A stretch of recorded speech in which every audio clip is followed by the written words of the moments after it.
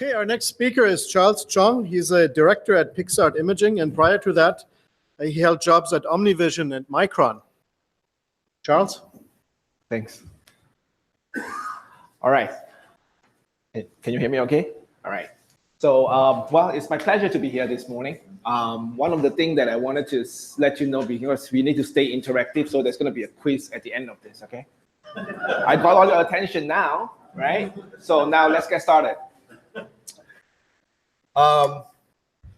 So I'm going to start off with CMOS imaging today, where we are today. And I think a lot of the points that I'm going to reiterate has been actually, I've seen it on previous slides before. So I'm going to go through them kind of quick. But where I want to get to is really where we need to go and where we need to be, right? So let's start off with this thing. I mean, CMOS imaging sensors, if you ask people around you, most people will tell you, I know where it's being used. It's being used in smartphones, right? Because that's essentially what drove the CMOS imaging. But the key focus I want to bring up today is that there's a new wave of battery-operated devices that bring a new focus to CMOS imaging sensors, which is really, really critical.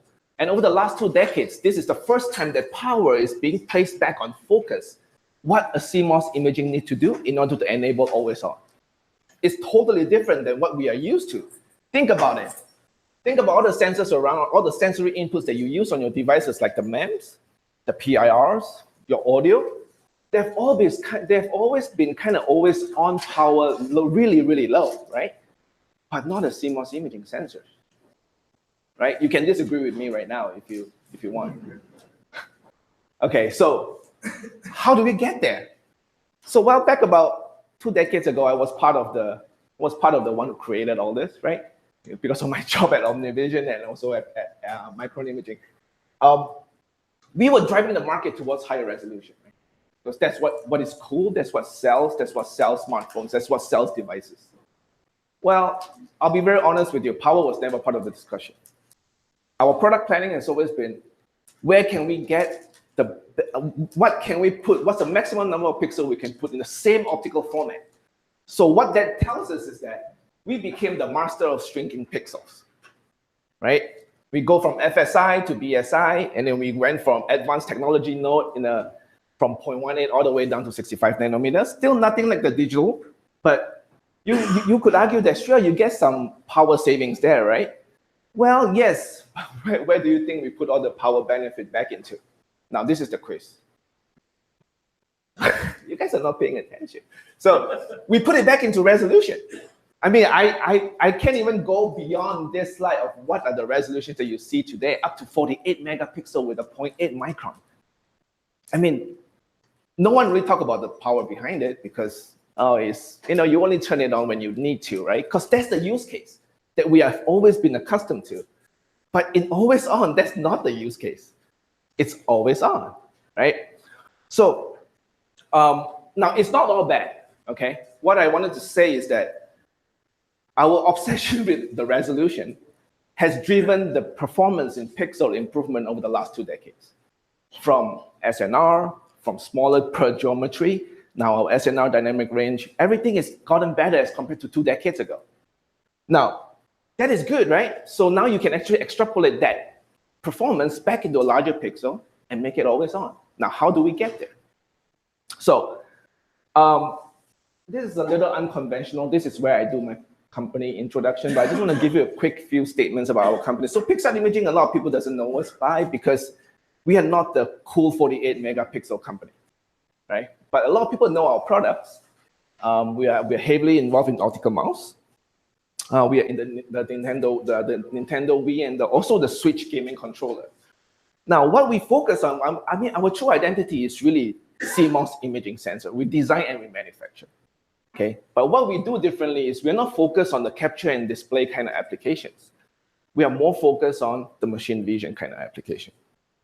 And how we go about doing it is we actually incorporate some of the smart detection into the sensor, which is what I like to call stage 0. I think it has been kind of used in different terminology, but essentially what it is at the lowest power mode, only the sensor is awake to actually detect or trigger an event. Okay. Now, here's the fruit for thought for you guys, right? When was the last time you changed an optical mouse? You changed a battery in your optical mouse?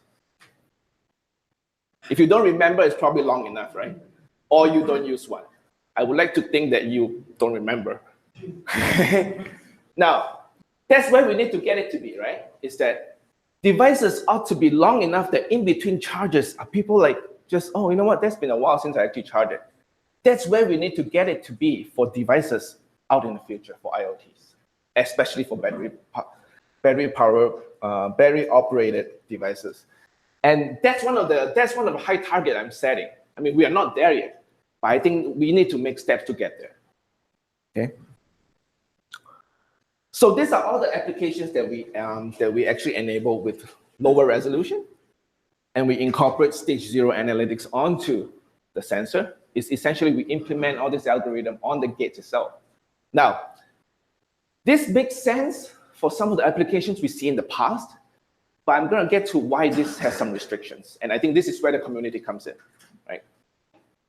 So as you can see, aside from just keeping the resolution low, right, we actually did a couple of things differently on the sensor as compared to what I've seen in the past with other sensor manufacturers. I'm not going to go through each and every one of this, but one of the things I do want to point out is that the mouse, I heard about power staging. The whole conversation this morning was a lot about power staging, triggering an event before you turn on a more dominant system. Let me tell you how the mouse works. The mouse has 4 to 5 stages of power on. So when it detects an event, it doesn't necessarily straight away go up to the highest level performance. It actually sets criteria at each stage before it goes up to the maximum performance. So that's what we need to think about if we want to operate and maximize in between charges of any devices that we're going to deal with in the future. Okay. So apart from being stingy about resolution, right, like you guys probably think I am right now, is what are the things we do differently? One of the interesting thought that I've always believed is that, in fact, all the applications that we enabled and that you see or that you saw in the previous slide, they're all global shutter sensor. I mean, why do we believe in this? It's because global shutter sensor allows us to duty cycle it at a very, very low cycle without having to worry about any kind of rolling shutter effect. Okay? I'm not going to talk about whether or not we can correct for this, but anytime you need to correct for something in the always on mode, it's already a luxury. Okay? So that's why we actually allow us to we actually select to be more flexible with global shutter sensor. Now, the second thing is you've always heard about this from many, many presentations. I'm sure it's the modularized design. In my past experience, it's actually easier said than done. And you can disagree with me here too as well if you want to. It's because all it takes is just one scenario, one matrix, one vector to be miscalculated. All of a sudden you have 2 blocks that you need to turn on to enable a feature. At that point in time, what we are going to do? The easier way to do is to change the data sheet than to go in ECO. Don't lie. I know you guys know what I'm talking about.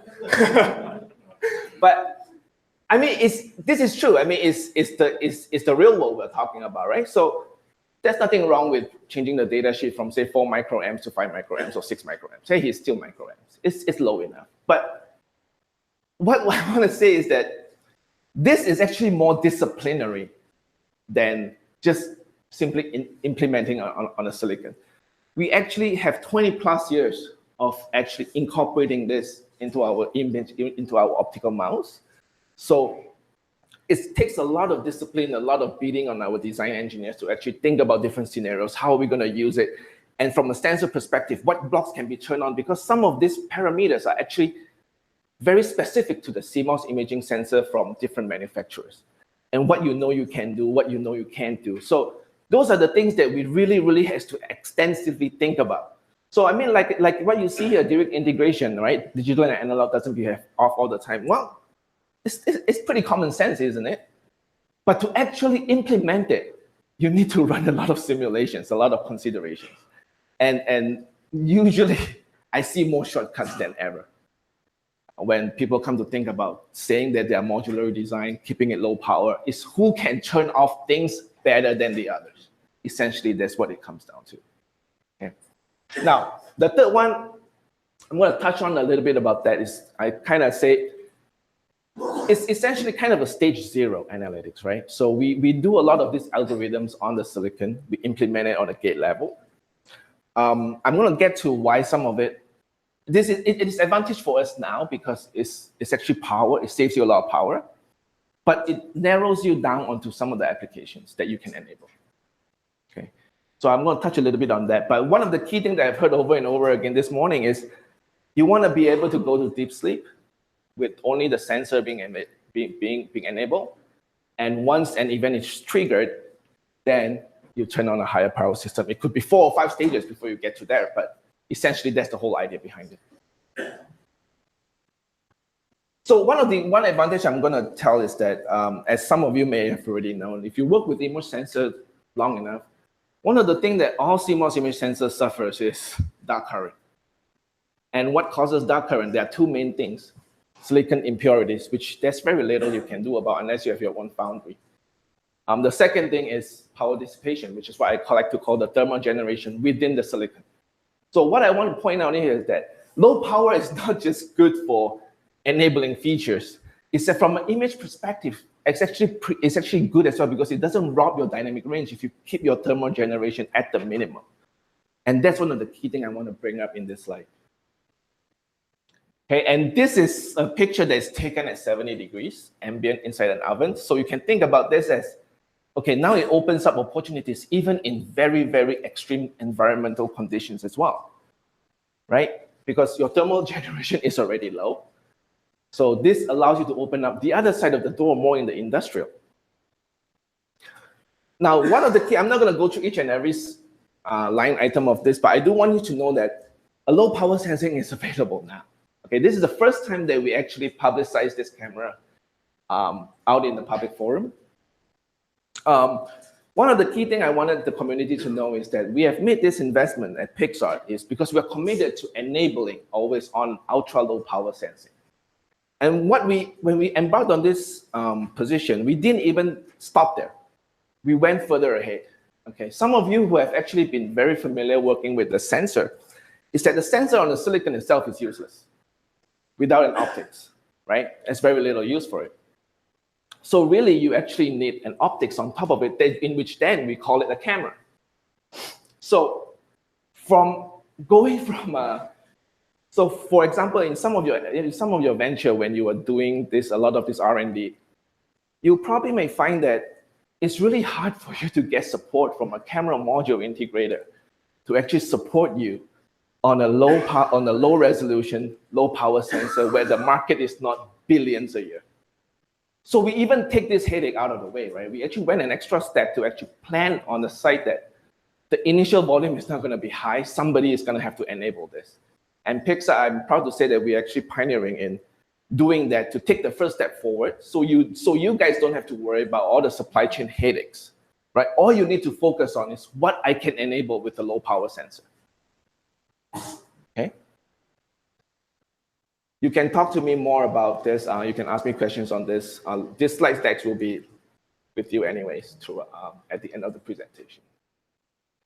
So I'm just here, I'm showing some images. We just did some experimentation on what are the distance that we can detect an object successfully. And the true reason why I put it here is I don't really like this guy, so I'm just going to public shame him. That's all.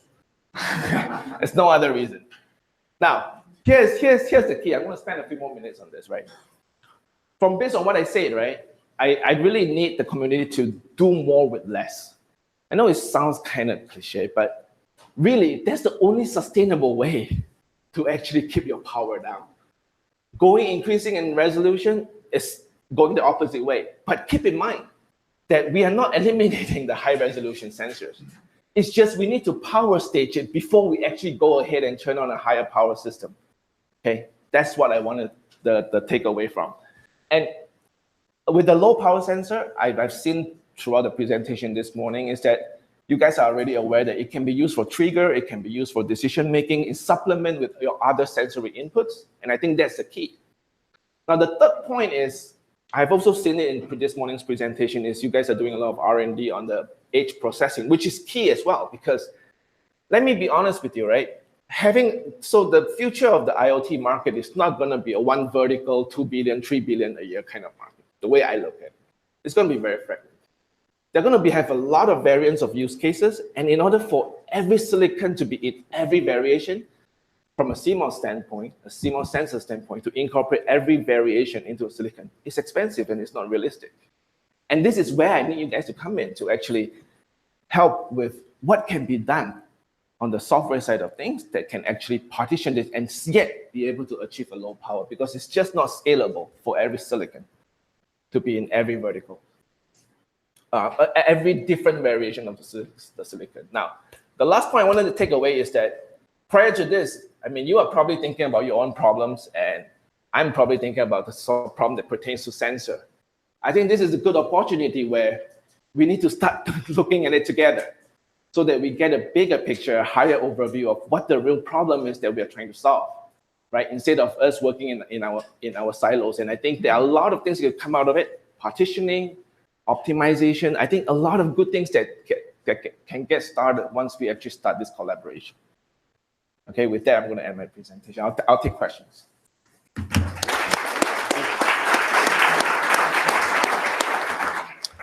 Thank you, Charles. We can do 2 questions. So I was wondering, those numbers you showed for the power on the parts, does that also include analog to digital converter? And if not, how would that fit into the overall power budget? Yes. Oh, these are digital outputs. So the A to D is already incorporated. Yeah. Okay, any other questions? Somebody is paying attention. We'll find you later. So when you say low power sensing available now, are you going to make an effort to make it easy to buy?